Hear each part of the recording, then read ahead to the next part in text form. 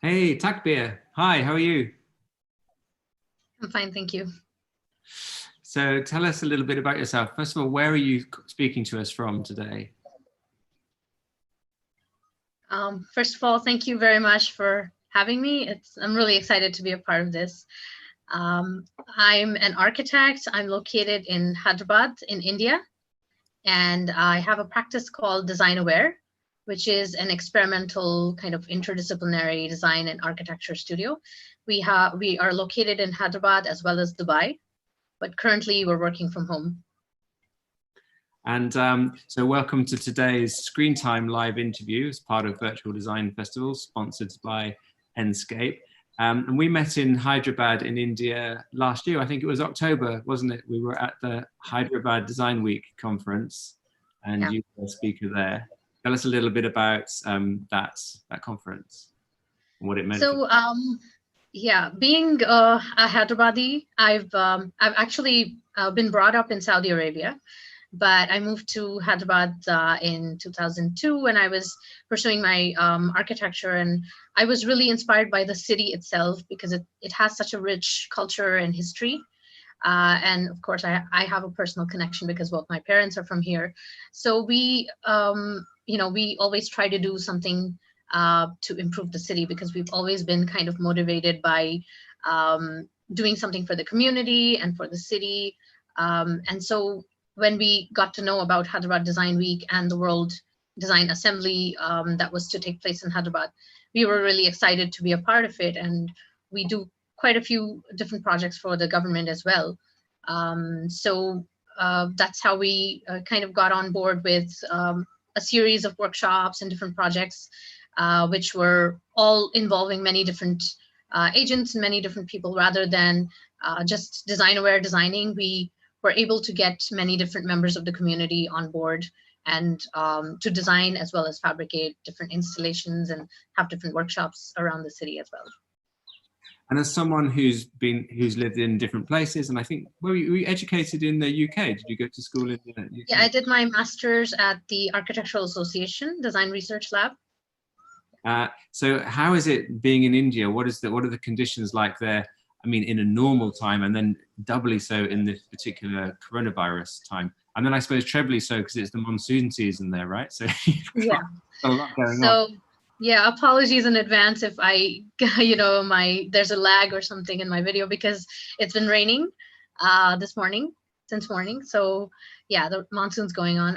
I think comparing the way things work because my half of my life was spent in Saudi Arabia and then the rest of it in India, and I've briefly been in London for 2 years as well. So I think India is really informal and really kind of unorganized, or I would say self-organized. So I found that there is a lot of freedom to do a lot of things which don't involve red tape.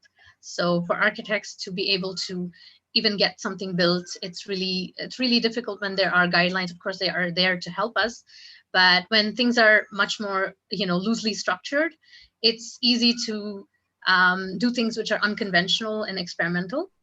So that's the freedom that I think working in India really allows us.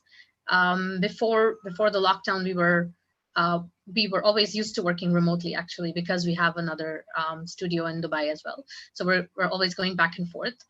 So there's different sets of rules and different norms that we have to navigate, and I think that's kind of the norm these days because it's people are working internationally and they're working in different environments as well, right? And how has lockdown been in India for such a kind of a country, as you said, which is sort of very informal and has such a huge population? How has that been? Yeah, it's really difficult to control and kind of streamline the entire population because we also have many different sections of society. Some of them are not even documented and they may not have access to the same basic necessities that the rest of us have. So it's really affected a lot of the population that is let's say migrant workers from other states, especially in the construction industry and daily wage laborers.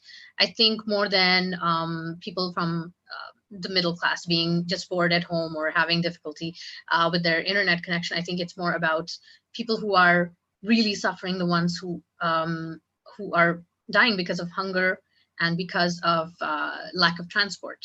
So there was definitely a really swift action to kind of contain the spread of the virus.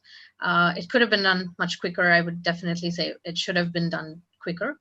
But more than impacting the general population, it's been I think the people who are sort of low income group who have been really impacted by this. And unfortunately, that's kind of a side effect of this. I think they were never going to get infected that much by the virus, but they've been affected by the lockdown itself. And a lot of organizations have been working towards providing relief to the migrant workers and the daily wage workers. And it's interesting that I'm sure I told you this when I met you in Hyderabad, that India has now become the second biggest audience for Dezeen after the United States. How is the architecture seen there? It sounds like there's an explosion of things happening. Why are so many people reading Dezeen from India, and what's going on? I think it's the new, kind of new generation that is really into getting their information online. And that's why the explosion of probably the audience. A lot of young architects are, like I mentioned earlier, it's so easy to build here as compared to maybe more organized, developed countries. So it's easy for us to be able to make a mark at a younger age, I would say. So yeah, a lot of people are getting into architecture and they're really interested in, design and build as well, and experimental kind of projects as well. And you emailed me, I don't know, was it like 4 or 5 weeks ago, maybe a bit more, and said, oh, I like the look of the Virtual Design Festival, and you said you'd like to be involved in it. And we came up with this, we had this really interesting conversation about how architecture can be experienced through screens, both through virtual reality, through walk-through and fly-through software, and then physically by walking around with a 360 camera or something like that. So that's why we kind of cooked up this little interview, right? But tell us about the project where we're going to focus on. Tell us about the school that you built in Hyderabad that you're going to present in a minute. So very early on, right, in the early days of Designerware, which was about 5 years ago, that's when we were fortunate enough to get this project where we were approached by an charitable educational trust, which was running a charity school in Golconda, which is in the historical part of the city, the oldest part of the city of Hyderabad. And the really interesting part is that it's located right inside the Golconda Fort, which I'll be talking about in my presentation. So we've always been really inclined towards working on projects that are socially relevant and that can have an impact on communities. And so we have been fortunate to be able to work on this kind of project and make that mark. And this project, I think, really taught me the importance of context, of community, of environment. And it was more of a kind of learn by doing sort of project. It's really difficult to work on a terrain and a context that is really, very constrained. But I would say that it has, it's much more rewarding as compared to when you're working on a tabula rasa, which is really easy to work on. I would say, it's easy to work without the constraints of context, the constraints of terrain. And this project really, I think it's the site that dictated what the design would be. And I visited the fort when I was in Hyderabad. It's really an extraordinary place, this enormous castle, but it's like a castle that has a giant park inside it and part of the city as well. It's really, really kind of spectacular and unusual place. Why don't you share your presentation and you can tell us all about it? Sure.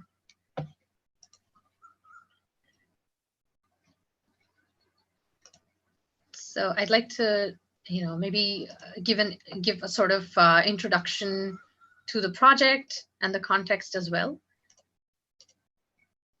before we go on our walking tour.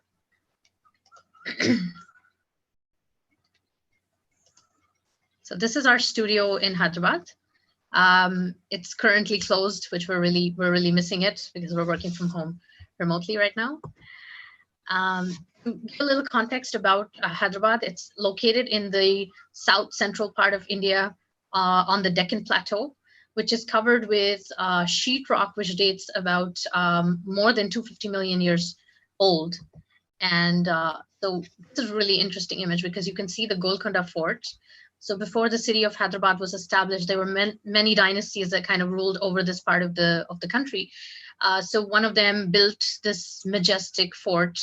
It was called the Golconda Kingdom, and also where diamonds were mined. So the Jacob's diamond is from there. And so this picture really shows, the built and the natural heritage together, because most of Hyderabad is covered with sheetrock, and the same rock that is naturally available locally has been used to build the fort, which is about a little over 800 years old. So this is granite. And so you have the built heritage and the natural heritage coming together. And this is the satellite imagery from 2017. This is our site. So we were asked to build a school on an existing site that that the trust had purchased a few years ago, and they were running a kind of makeshift sort of school on the site in just a large warehouse. So as you can see, the site is located inside the walls of the fort. These are the fort walls. I hope you can see the pointer there. And within the fort walls, you have a really dense, like high density, low rise residential settlement, because this is where the city actually began. So that settlement still exists to this day. And you can see that it's very kind of self-organized and organic. And then on some parts, you can see that it's not constructed.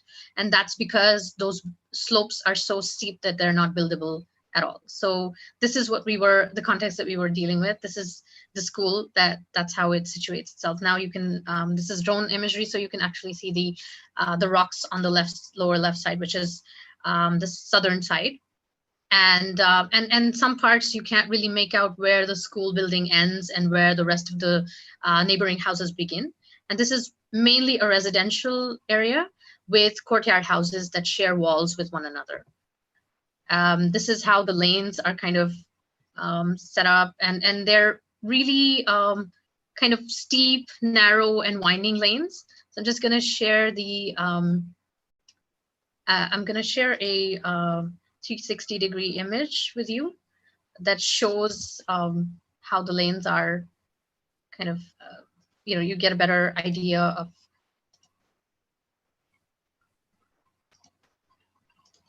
So this is the lane. I hope you can see this. So the same lane that I just showed an image of. Our school is on this side, on the right side, and you can see that it's really narrow and kind of steep. So it just goes up really steep, and eventually you can reach the wall of the fort.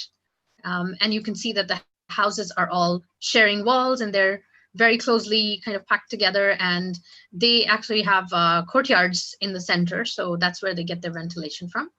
And it's a close-knit community of families that have been, they are in the lower income group bracket, but they've been living there for hundreds of years, and their houses are passed down from generation to generation. And there's a lot of goats in this area as well, and chickens. So this is just a rough kind of satellite image that shows what was existing before. So on the right side, you can see that there's a mosque, and then below there's an orange box, which is the existing school. So the site was actually in two parts. This dotted line is a retaining wall, which divided the site into two parts because the retaining wall was built over a cliff. So the side of the cliff was almost like a wall of rock dividing the upper and lower part of the site. So the lower part of the site, if we consider it as 0 meters, we took in one of the existing courtyard houses, which was also owned by the trust, and we created an entrance there. And if you go around the lane that I showed you, just now. So you would keep climbing and you would reach the top, which is about 6.5 meters above. So that's almost 2 floors, level difference between the lower and the upper part of the site. And this is a site if you were standing there before it was constructed. That's me. And on the right side, you have the existing courtyard house, and on the left side is the cliff. So the entire thing is a cliff, and then you have a courtyard, you have a retaining wall above. And one thing I'd like to mention is that there's a difference between boulders and sheetrock. So boulders are just large rocks which can be transported or they can be broken down, but sheetrock is just part of the mountain. So this, what we have here is sheetrock. And this forms part of the mountain, part of the, it goes higher and higher till the Golconda Fort itself. So we are within the outer walls of the Golconda Fort, and that's the retaining wall there. Suppose we were standing up on the upper level, it seems more flat because the retaining wall contains, it's almost like a box of soil that has been filled in, and then you have this flat area. And on the other side, opposite to us, you can see the Golconda Fort. And if you turn around, fort is surrounding you on all sides because you're inside the fort. And on the right side, there was this existing large kind of warehouse sort of shed that contained the school that was really informal before, and an existing mosque which was designed by our client before we got involved with this project. So the challenge was, how do you build on such difficult terrain? So you can see here that kind of explains how the terrain changes and how the retaining wall creates a flat zone which is on the upper level. But we decided that we would, even though it's easier for us to build on the flat part of the site, we decided to build on the undulating terrain. And the main reason for that was so that we could preserve the playground, which is kind of, a rare lung space in the city at this kind of urban density. So this is the existing old schoolhouse, which is really kind of uninspiring. They just had makeshift school with partitions for classrooms, and quite, I would say, really uninspiring and kind of gives you a negative vibe. But on the other side, outside, it's really bright and green and filled with lights. So generally, this is how no school should be, like this on the inside, but generally that's how charity schools are, unfortunately. So we wanted to do something that would be different from that. And we wanted to create brighter spaces and sort of bring the outside in.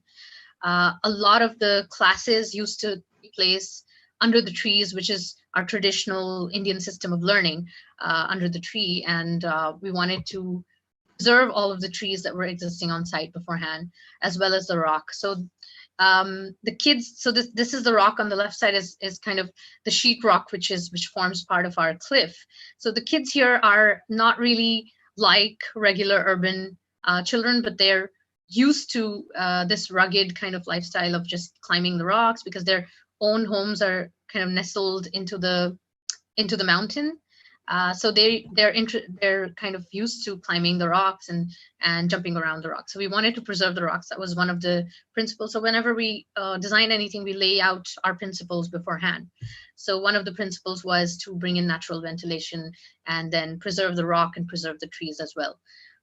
Here, I'm just trying to show our process, which is because the terrain was so difficult, we had to carry out multiple land surveys, and sometimes you make mistakes. And also we had to do geological detailed surveys to understand the terrain and bring the terrain into our studio. So I think it's really important to be able to form a sort of connect between the site and the studio itself, so that you can replicate the site and understand it. So we did a whole series of different physical models to understand the different levels and the spatial configuration that would come over the levels. So this is how the school actually situates itself into the context. And it's more like, rather than a top-down design, it's more of a bottom-up design in which the site is kind of dictating what the design would be or what shape the building would take. So here on the lower level, you have the courtyard house, where it used to be a courtyard house. You have the narrow entrance, which is the lower level. And then on the other side, you have a higher entrance. So in some ways, the school is kind of deceptive because it doesn't show its actual scale when you're standing outside. So this is how it looks from above. So we were able to effectively preserve the playground and kind of not build over the playground and have that open space reserved for the children to play in. And we built everything over the cliff side of the terrain. So the floor plan is anything but typical. It starts to narrow or shrink and grow in different levels depending on how the rock is. So in response to the terrain, the floor plan changes as well. And we couldn't just work on 2D drawings. We had to work in 3D, and we had to figure out how the site was before we were able to finalize the design. So we call the different levels, instead of calling them ground floor and first floor and so on, we call them lower ground, middle ground, and upper ground. So this is because every floor touches the ground at some point. It touches the part of the cliff. And we were really inspired by the local context around. So all of the houses you'll notice are really brightly colored and kind of kitschy, and sort of busy with lots of colors and patterns. So we wanted to do two things. One was to stand out from the local context, but also to internalize some of it. So we took some of the bright colors, and we took primary colors in green and orange, and we applied them in pops of color throughout the school, in the doors and the windows, the staircase and the skylight. And then the rest of it, we kind of negated the color intentionally, because we wanted the school to stand out as a public building as opposed to the residential buildings around.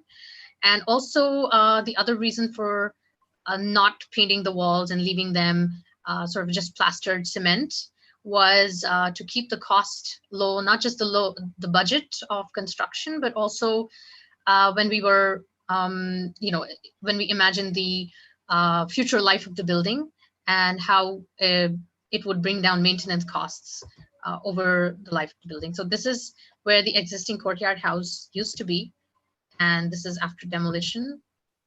And this is the entrance, the lower entrance. So I'll just show you the virtual kind of model that would show how we imagined this space to be. And I think at the back you can see the rock. So you can see almost like a wall of rock that we've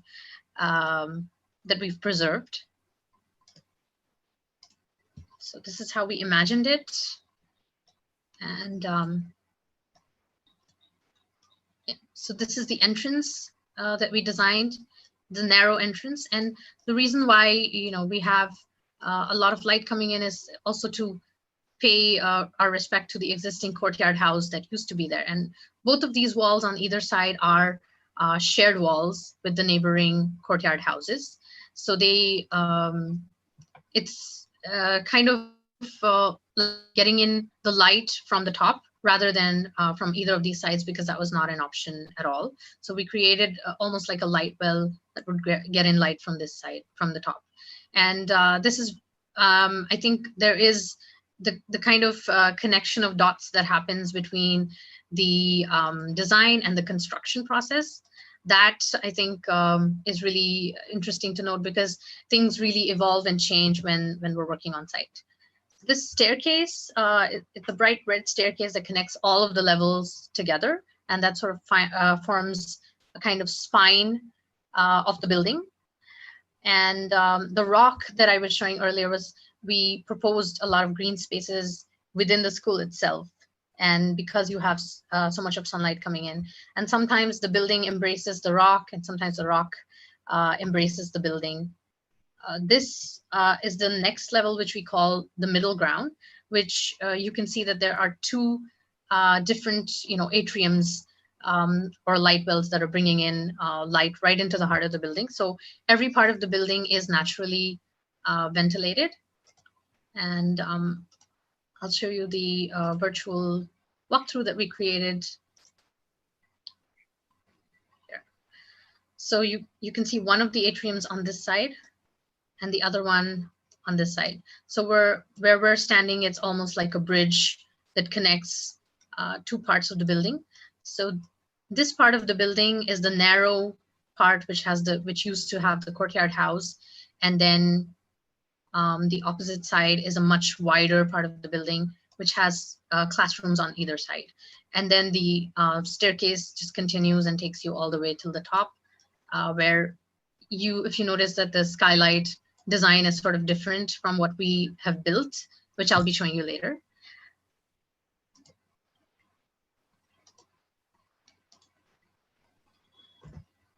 And so what was really interesting with this project was that a lot of the design that we worked on had to be thrown out when we went on site, because the conditions were so peculiar and so different from anything we could have documented or understood and designed for. So a lot of design happened on site, a lot of redesign and a lot of design decisions had to be made on site. So on the left side, you can see that we're just sketching directly onto the rock, and we're able to, take certain design decisions.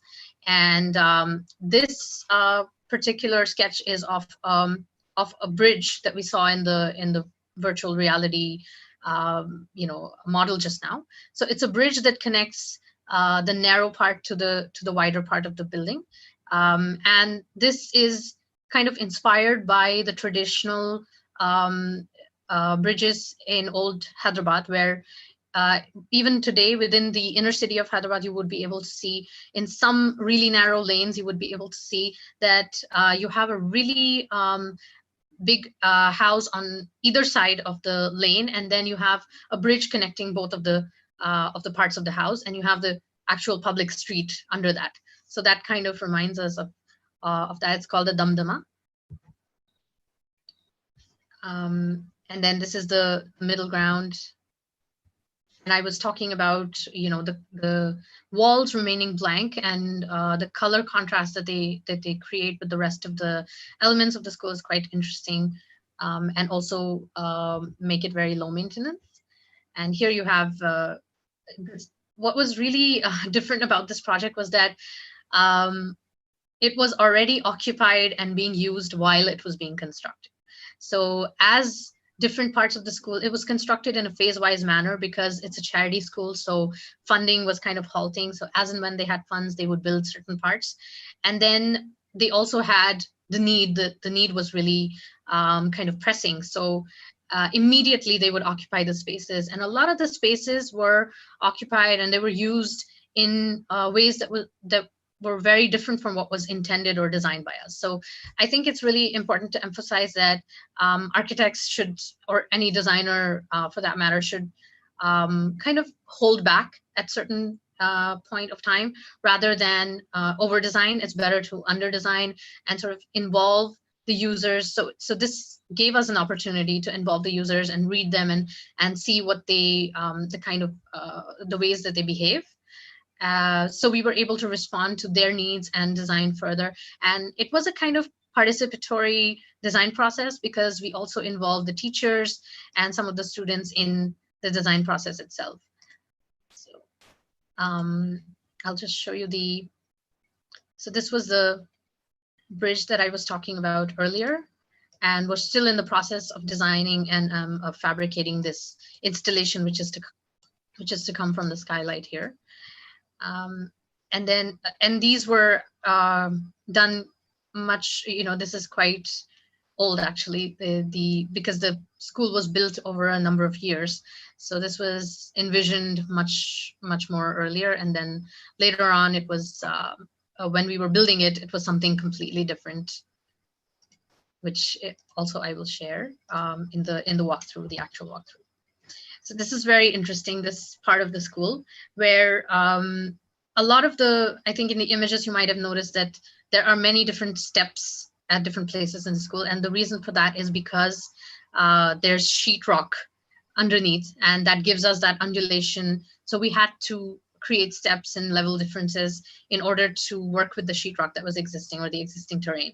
So in this, this room was supposed to be the library, and it almost got canceled because there was the peak of the sheetrock was coming into this room, and that was occupying most of the space. So we had to do quite a few different designs and then we came up with this very informal kind of library. So because the kids in this area are they're not used to the formal kind of learning. I think it really goes with their way of learning, and that they have a very informal kind of stepped seating in their library. And then what's really interesting is we were working remotely quite very, very frequently. This is a conversation between me and my carpenter on WhatsApp. So this was when I was traveling for work and I couldn't visit the site. So I was talking about participatory design process earlier, in which not just the students and the teachers, but also the carpenter got to kind of take certain design decisions. So I took a step back and I allowed him to play with certain, certain shapes and certain colors and put them together. So I kind of gave him the guidelines, and then he responded to those and filled in the blanks. So the design of the library, I'm going to show that later, but it was kind of remotely done, and it was inclusive design as well. And this is the top part of the building. So I would call this a really deceptive building, because when you see it from the outside, it looks really small, but it's really much bigger on the inside. And the students are kind of, it's really a positive thing to see the students using those spaces as things other than what they were designed, and kind of making it their own. So the students are now attending class regularly, and sometimes the goats are attending as well.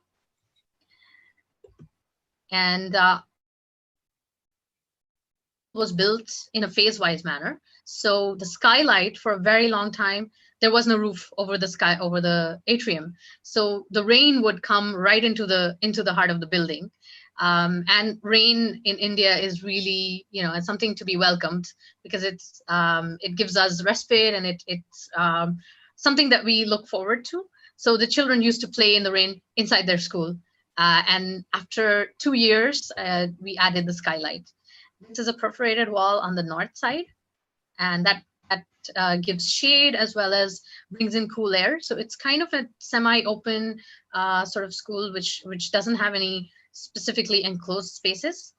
And sometimes the students kind of sit under the trees or in the shade of the wall, and they learn. And you will notice in many different places in the school as we go in the tour that the children write on the walls. And this is one school where children are not discouraged, or they are allowed to write on the walls, because the walls are so low maintenance, so they get to scribble on the walls. This is how the Skylight was designed. So this was made of steel trusses.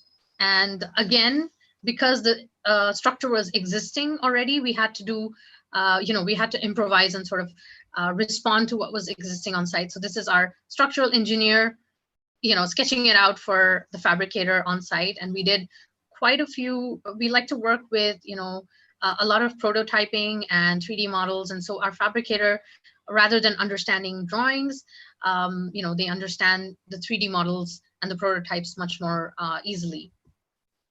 So this is the view from the top from a drone. And so you can see the completed Skylight there.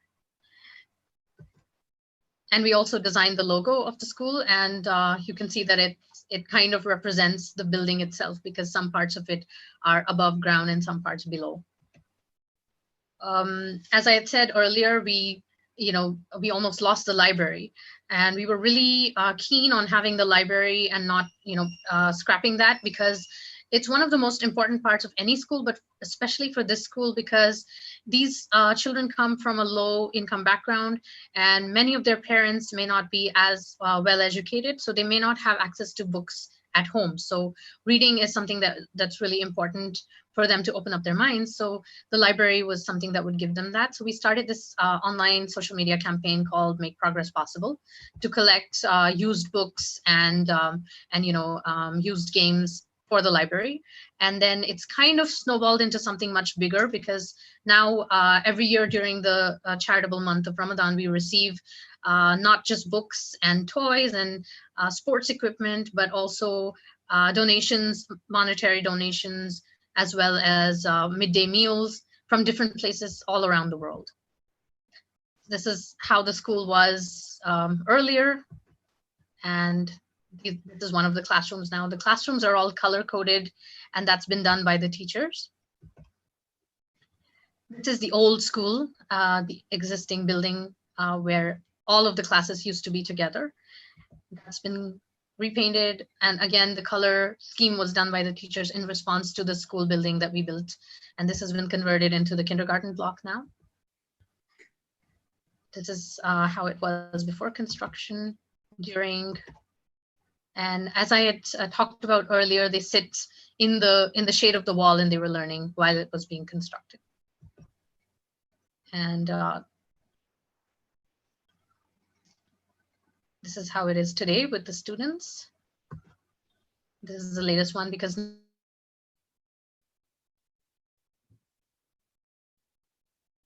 students. So as the first batch of students reaches the 8th grade, we're building more classrooms for them. This is how school situates itself within the Golconda Fort, the outer walls of the fort. And this is how it is today. And this was me 2 days ago. So I was on a virtual kind of recording the entire tour as I was walking through the school. So I'd like to share that with you, and we'll go through the school together. Great, thank you very much, and we'll let you run that. We'll run that movie tour of the school in just a few minutes. Mm-hmm.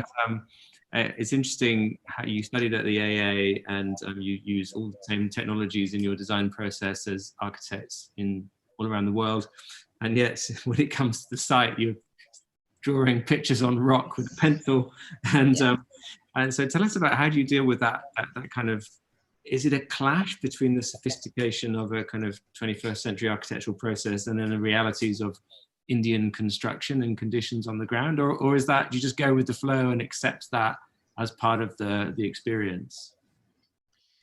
Yeah, I think because this project the site itself was so unique, probably for our other projects, we're able to very easily predict how things would be on site, but definitely there has to be a kind of feedback loop between the site and the studio.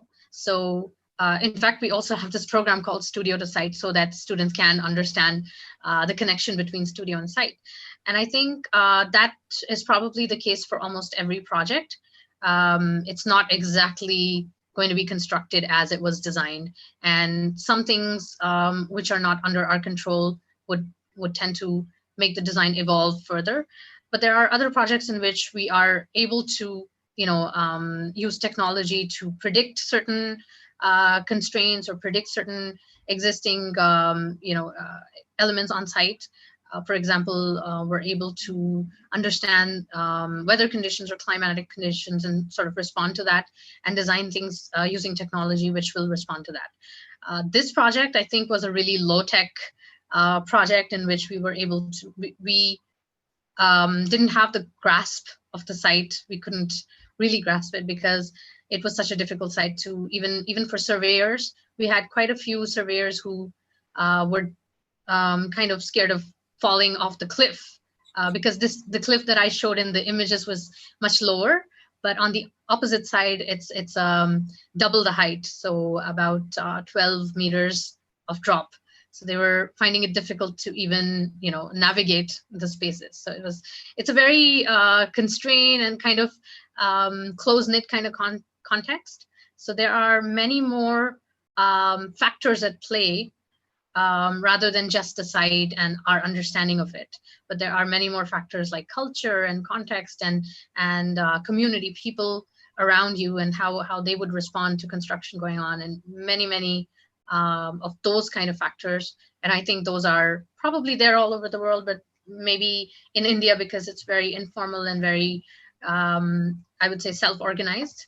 So things are a little different here. So we have to respond to that. And I can appreciate the worry of people falling off cliffs, because you talk about there being boulders all over the place in Golconda, but these boulders are the size of large houses, aren't they? I mean, Yes. they're mini mountains in their own right. But are you saying then that this project was approached in a particularly informal way? So do your other projects have a bit more sophistication to the approach to the site and the construction, or are all buildings in India put together in a kind of crafty kind of way by lots of individual bricklayers and plasterers and trade? Or do you have a sophisticated concrete industry that can come in and just work from a plan? I think it's ideally an architect would want to do that, right? And a designer would want to be like the master designer who kind of dictates everything that happens on site. Or we have pre-designed or preordained sort of processes that get kind of deployed on site. But in reality, that's hardly ever the case. I think, especially in India, because things are different here. It's more about involving not just, it's not just about the terrain that we faced in this site. We also had the participation of the teachers and the students and the carpenters and fabricators. So a lot of our projects do tend to have, if we're doing design and build, we do tend to have the inputs that are taken in and decisions that are taken on site, and that forms a sort of feedback loop between design and construction. And so recognizing that reality, we are now also getting into design and build rather than only design, because with this project that I shared, we were only the architects and the consultants, and we have to take a step back when it comes to construction. But there were so many issues on site and so many mistakes that were made, and so many difficulties and challenges that I think our role or our scope of work sort of expanded, and we got into build as well. So now we're also looking at projects where we can design as well as build. And I don't think we will be, we'll be working on projects where there is this clear demarcation between the design process and it gets directly implemented like that. So it's more of a bottom-up design process in which things become self-organized and things are in response to many different factors on site. We've been fortunate enough to work on most projects of this sort. We haven't had projects which are like really clean cut and that allow us to sort of, drive the design process without any changes later on. And finally, before you share the tour around the building, tell us a little about the other projects you're working on. So what have you got coming up in your portfolio? So we have, currently we have a few projects that are under construction that have been stalled because of the lockdown. So one of the projects we're doing is a really tiny house, and we're doing another project which is a really big house. So both of them are very different from one another. One of the, the houses that we're building is almost as the same size as the courtyard house that we had demolished for the school. And the challenge there is, the existing shared walls on all sides, and then there is a tree that's growing on the site. And even though it's such a small house, we wanted to preserve the tree, so that became our kind of focus point or fulcrum for the design to revolve around. So that's one of the challenges, and that's something that we're building as well. Apart from that, we're doing another residence, which is there are certain other constraints in India. For example, there is the ancient science of building, which is called Vastu Shastra. So that's something that is based on climatology and also many different factors. And a lot of the projects that we do here, we have to follow certain guidelines which come under Vastu. And so there are certain things which, certain rules that don't allow us to take acute angled corners and things like that. And certain, it has to be orthogonal, or it has to face a certain direction, the orientation of the building. So the other project that we're working on has a very skewed kind of site, which is shaped like a parallelogram. And in that we had to, I mean, the instinct was that let's design a building that's shaped like a parallelogram, and that's, you know, that's got really sharp edges coming out of it. But for two reasons, one being Vastu, because we're not allowed to have non-orthogonal corners, and the other reason is it's a residential building, so we can't really create bizarre spaces which we can do in public buildings. So we had to think about the furniture and those kind of constraints. So we were able to creatively kind of come out with a solution where the building cantilevers at every level. So you start with a smaller footprint, and then you start growing the building, and it becomes a kind of stepped facade, which kind of reminds me of Beethoven's Fifth Symphony. So it's kind of like it's growing as it grows. So we call it crescendo.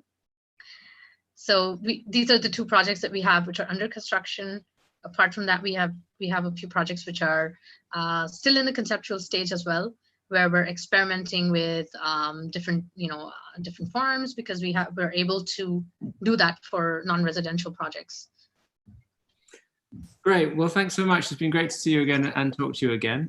We'll now have a look at the building through the video that you filmed earlier. I loved your head top camera, by the way. Right.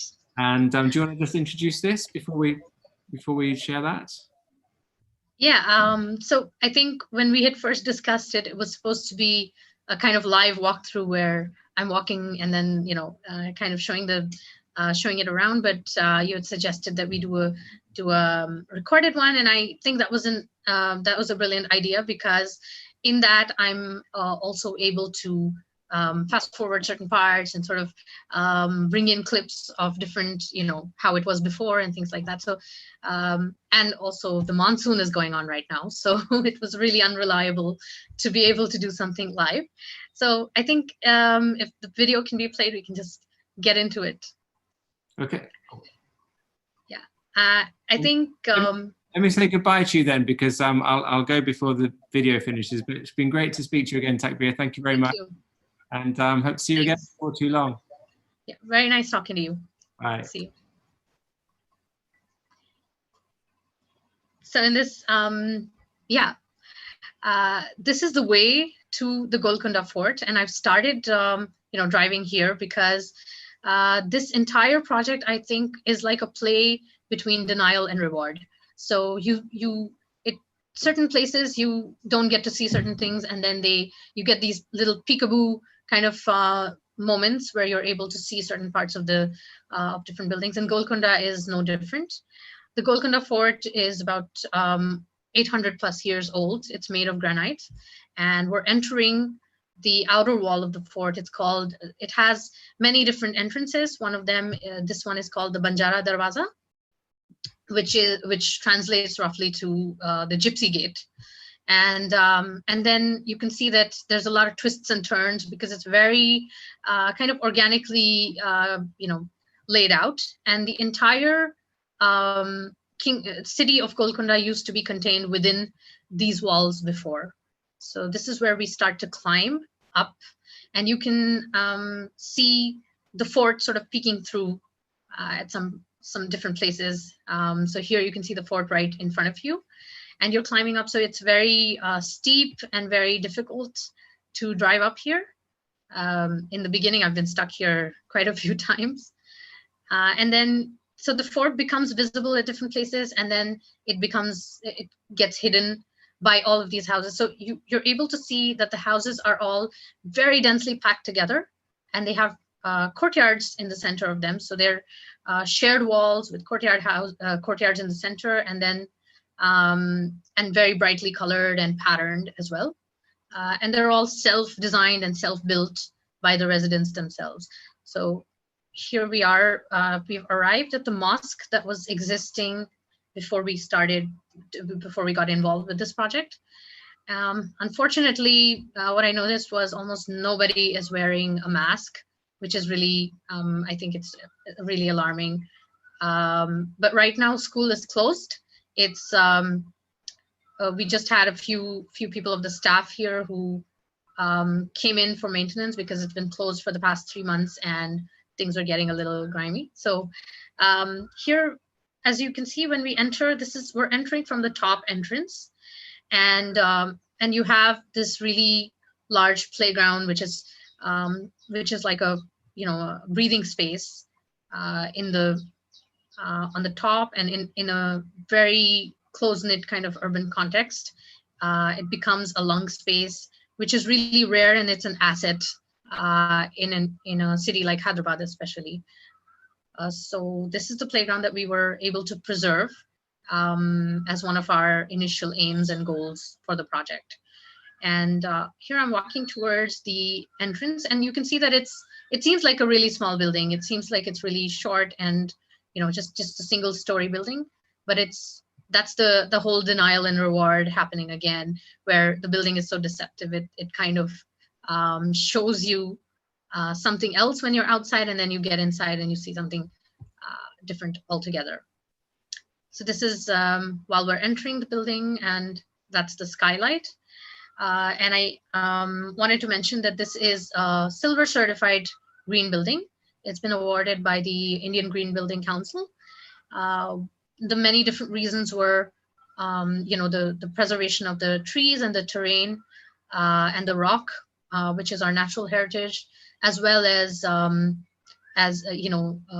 natural ventilation that lights up every part of the building. So you have daylighting in every part of the building.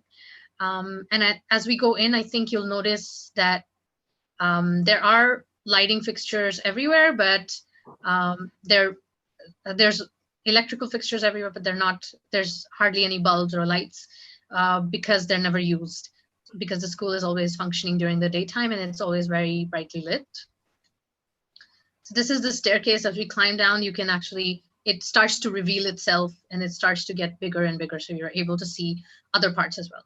So right now, I would say that this is a very messy project, not just the design process and the informal way of working, but also because it was occupied before it was constructed and it was built in phases. So for 2 years, there was no roof. So there's a lot of moisture stains that you will see on the walls as well. But because it's exposed, cement, I think the texture itself is quite beautiful. Even if it's messy, it looks beautiful. So we're looking down towards the rock. So where I'm standing right now is not a slab or an upper floor, but it's actually the rock. So we're standing on the rock, and these steps are there because of the rock, because it elevates itself here. And you can see a sliver of the rock here where, we were able to sort of just create a kind of planter, which is still a work in progress. This part of the retaining wall was brought down, and then we were able to carve out two classrooms in this space. And the reason for that is because on the lower level, we weren't able to achieve as many classrooms as we had designed. So we lost 2 classrooms, and then we were able to gain them here by removing part of the retaining wall. You can see that the windows are all staggered. I'll talk about that a little later. Here you can see the rock continuing. So this is sheetrock. It's part of the mountain that's continuing, throughout the school and also outside. So some places the rock is embracing the building from the outside. So as we head out, I think when we were standing outside, you can see that there are scribbles on the walls. So that's because the students are allowed to scribble on the walls because it's so easy to clean later on. And we are at this on the left side is the computer lab, which is the only space in the entire school that is not directly naturally ventilated. So I was talking about the library earlier, where we were able to, we had to almost get rid of it, and we had to create these levels for seating. So it's an informal seating library, which doesn't have desks and chairs. It has a projector set up for presentations, but also you can see even the curtains were selected by the teachers themselves, but you can see the shelves, which were ultimately designed by inputs from the carpenter himself. So I just gave him certain guidelines about the colors and the sizes that could be used. And then in response, this is what came out.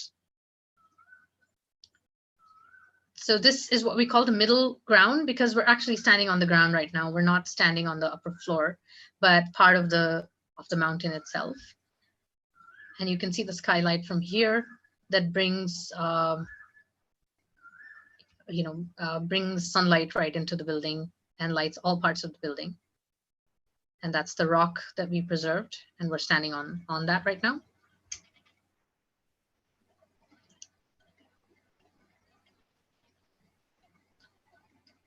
So on the opposite side is the narrow part of the building, and yeah, so we've created two cutouts that bring in sunlight on both sides, so that every part of the school is well lit and also ventilated. And that's the staircase that connects all of the levels together, and the perforated wall. So it's a semi-open kind of building, and you can see. I don't know if you can see, there's a tube light holder there, but there's no tube light because it's not required. And that really brings down the running costs and the electricity bill of the building as well. So here you can see from the top, that's on both sides of us are these two walls, which are shared walls. So we're sharing these two walls with houses on either side. So we couldn't have windows on either side of these walls. So we had to create ventilation opportunities from the top. This is the staff room, and the staff room, this part of the staff room is the principal's office. So you can see everything that's happening from the principal's office. And this is the breakout zone for the teachers. Beautiful views from here as well. This is the Qutub Shahi tombs, which were built by the Qutub Shahi dynasty in the 1500s. And then we're heading back. So this is the staff room, and this is on the narrow end of the building. So this becomes more of a formal zone for the teachers, and then the other side is for the students themselves. So from this part, or this where I'm standing, it's almost like a vantage point where you can see all of the people who are going between the different floors, and also who's coming in and out of the building as well. So that's, I think it's a great location for the principal's office. And on this side, I'm just going to go into one of the classrooms just to show you, because we didn't want to paint any of the classrooms either, but the teachers wanted to paint the classrooms and the chairperson of the board. So all of the classrooms are kind of color coded, and they have different, even the furniture was just we've just given a hint of how the furniture should be. And the fabricator did his job. And sometimes the furniture gets kind of mixed and matched, and that also looks really interesting when the colors get mixed. So that's the blue classroom. I'm not going to go in there. We'll go to the toilet real quick. This is the boys' toilet, and here we've created a whole window that is completely, floor to ceiling almost, and that brings in really cool air and keeps the whole place smelling really clean and fresh. So it's a really nice smelling bathroom. And yeah, so if we head down, from this point, we're able to see all of the colors that are in contrast with the walls. And the upper level, as I had mentioned earlier, is still under construction. And this is kind of a work in progress. So that's the staircase, and the staircase kind of leads on to the next staircase. It's almost like a band or a red ribbon that just goes all the way from the bottom till the top. And as we descend, we're able to see more and more of the lower entrance. So here you're able to kind of see the lower entrance. These spaces are much more, I think they have their real character when students and the children are playing around, and now they're kind of empty without them. So you can see these hanging lanterns. So this is also designed by us, called the Deca lantern. And you can see that birds have made a nest in one of the lamps. So it's really interesting that there's birds that keep flying into the building, and then they've created a nest in one of the lanterns. So this is not something you can design ever. So that's the narrow part of the building, and this is the rock looking up to the skylight.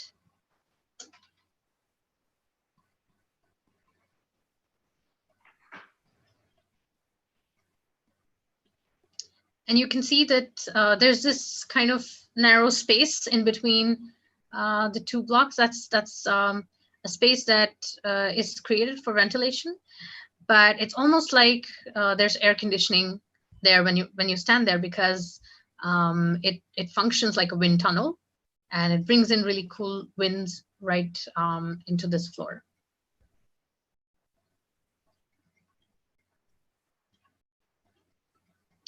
So we're entering one of the very interesting classrooms that everybody really likes. So we have a lot of tours of the school.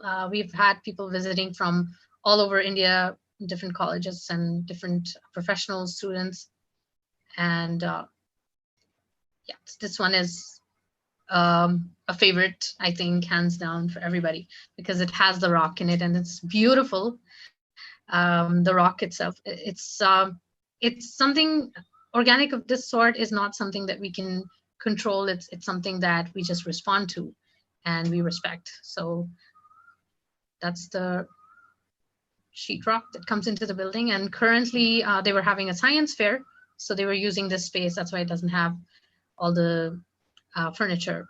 So they were using it as a display space or exhibition space for the science fair.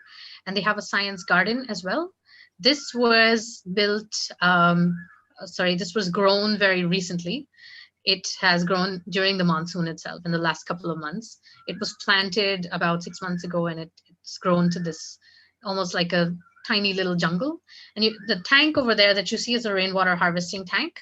So rainwater harvesting was one of the criteria that was required for this to be a green building as well. And so they have, they use the recycled gray water to water the plants and other things for cleaning and things. So you can see that this classroom is kind of higher than the other classroom. It's because there's rock there. Again, we discovered that there was 5 feet of rock there, and then we had to respond to that and create a classroom that may have a lower height. This is, I think this is just for me. This is my, something that I really wanted to keep. This is part of the existing courtyard house. So we've preserved that, and the other one as well. So it's a shelf that was built into the wall of the existing courtyard house. This is the house, and these are the shelves that were there. And after demolition, we didn't demolish the shelves. And then when you're walking out, so we're going to go back upstairs, but we're not going to take the staircase because that would be very tiring. So that's the staircase. That becomes kind of a thoroughfare for all of the students walking in and out. But what we're going to do is we're going to head out, and then we're going to go to the upper floor from the outside. So you can see how steep and narrow these lanes are.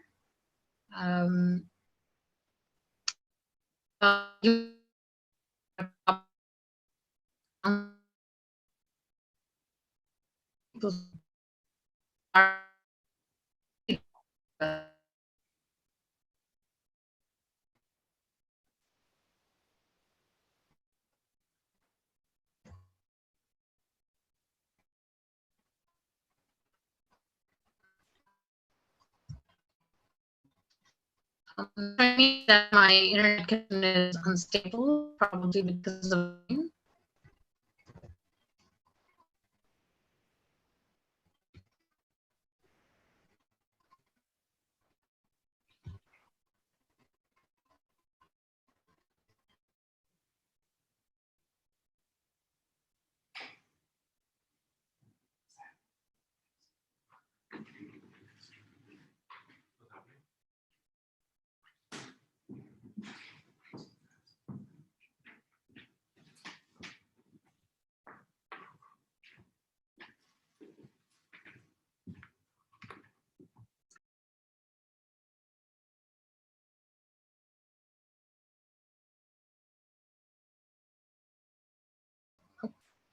I'm sorry, I got disconnected for a minute there. I hope you can hear me. So from what I can see, we're walking up the hill now.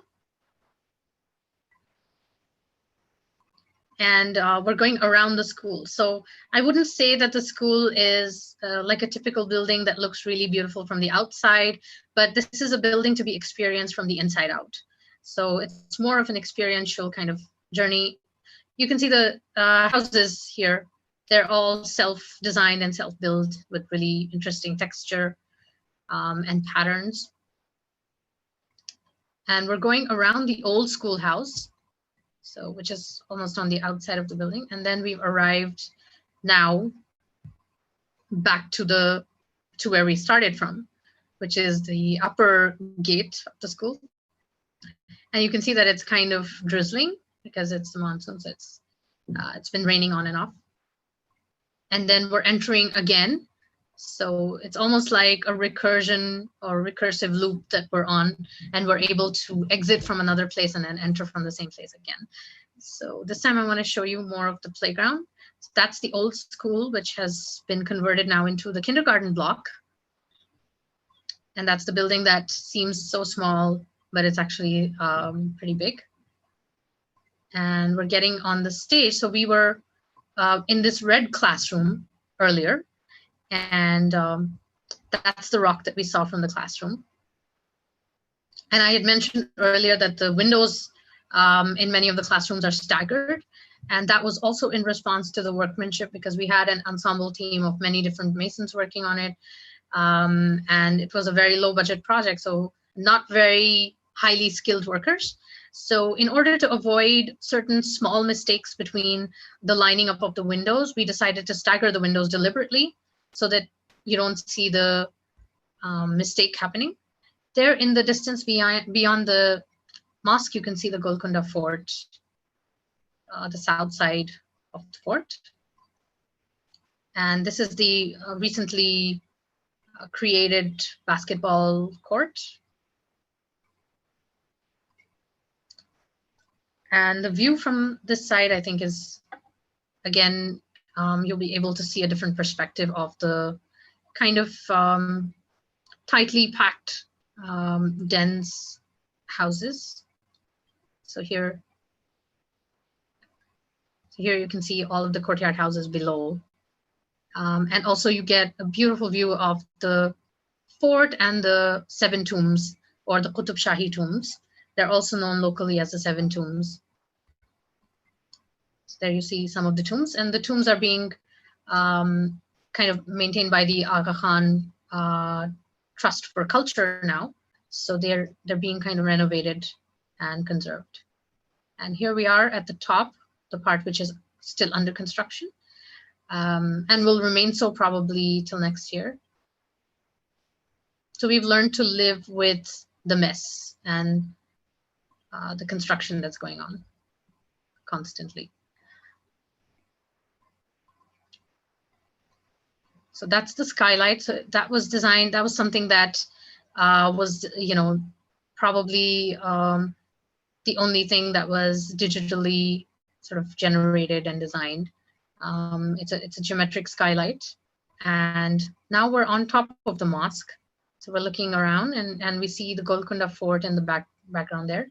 And it's much more lively with the students, who are unfortunately not there because of the lockdown. And the students are, they make the space their own, and they create. I think any building has, it's much more enhanced by the users themselves. Without the users, a blank building really makes no sense to me. These are the courtyard houses on the other side, the west side. And we're looking at a drone footage. So from the mosque, and you see the entire school layout. And you can see that that's kind of one of the very rare open spaces that are there in this area, apart from the mountain itself. So this is how the school itself situates itself within the Golconda Fort and the greater context of the city itself.